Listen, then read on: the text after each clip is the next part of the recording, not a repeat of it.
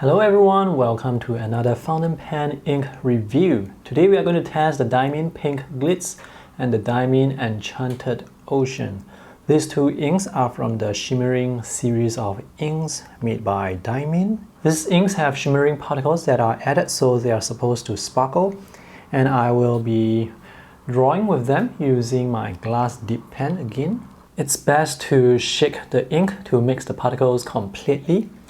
Now this sort of ink is best to use in fountain pens that can produce a thicker line, because if the lines are too thin, then you won't be able to see the colors or the shimmer or the sparkling bits that clearly.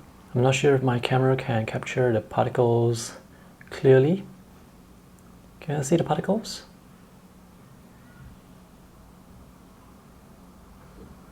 Alright, let's draw something. So other than the two inks that I'll be talking about today, I also want to talk about cars in Singapore. Cars in Singapore are very expensive. They drive up inflation here in Singapore rather significantly.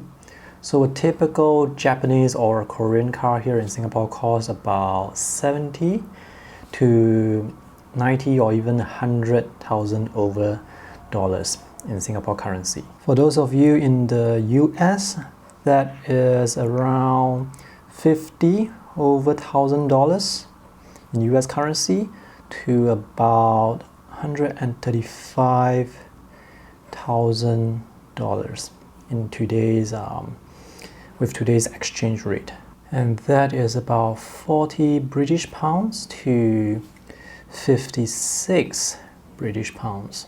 And that's about 45 to 65,000 euros for those who are living in Europe.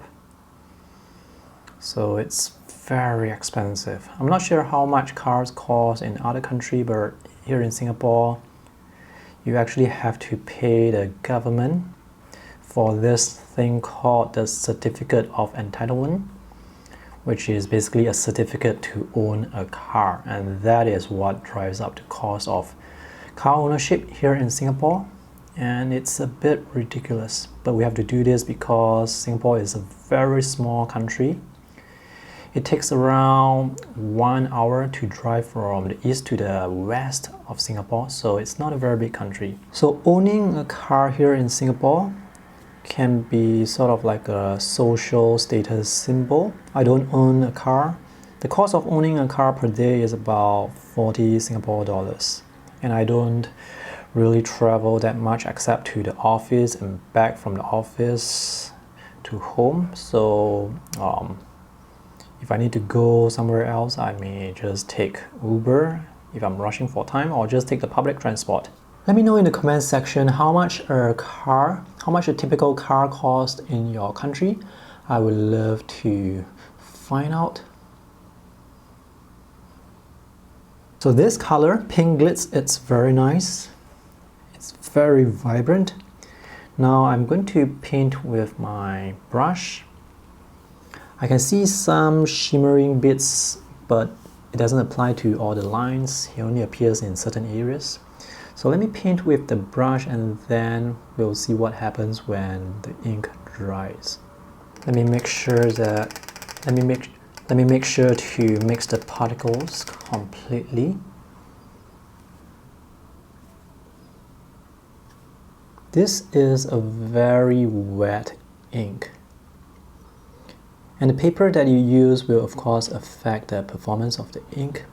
Right now I'm using Bristol board, which is very smooth paper mostly for pen and ink illustrations. So the lines, the ink, it looks like it's very sharp. It can produce very sharp edges against the paper, on the paper. This ink is not waterproof. So if you add water to it, it's going to make a mess. So other than the Certificate of Entitlement, you also have to pay for road tax. Then there is the CBD, where you have to pay some extra charges to go into the city area. That's to minimize congestion in the city area. And of course you have to pay for your petrol, your fuel, which is actually not that expensive here in Singapore, and of course your yearly maintenance and road insurance. So there's a lot of cost involved when it comes to owning a car in Singapore. Next, let's test out Enchanted Ocean. So a typical car here in Singapore, it's expensive. A luxurious car here in Singapore is even more expensive. And it's actually not that difficult to get around in Singapore because it's pretty well connected. Unless you are working in areas where it's really a bit remote, then maybe it's more worthwhile to get a car. Enchanted Ocean looks like a very deep blue. And by the way, it's very difficult for me to draw and talk at the same time. So that's the thing with drawing. Sometimes when I talk to my friends who are drawing outdoors, it seems like they cannot hear me, and that's because they are really focused on their art, on creating their art. They are so caught in the zone, so they cannot hear me. And also time passes very quickly when you are drawing. The color for this Enchanted Ocean, you have to look a bit closer to see the actual color. This is a nice dark colored ink for writing. I don't have a lot of fountain pen inks. The ones that I use are usually just black and gray, and that's all, because I mostly use inks for drawing, so I don't really need so many different colors. As mentioned earlier, it's better to use a fountain pen that can produce a thicker line so that you can see the shimmer, so that you can see the color more clearly. So now I'm going to paint the shadows and the tires here. Now this color reminds me of Prussian blue or Indentron blue. It's a very dark blue. Now the Diamine inks are sold in 50 ml bottles. I'm not sure of the price, but you can find that easily online. They have a huge selection of colors. The only other colored fountain pen ink that I have tried out is the Pilot Iroshizuku. Those are very good inks as well. So when you are painting with ink, the usual thing that comes to my mind would be, if you want your art to be archival, it's best to use pigmented ink.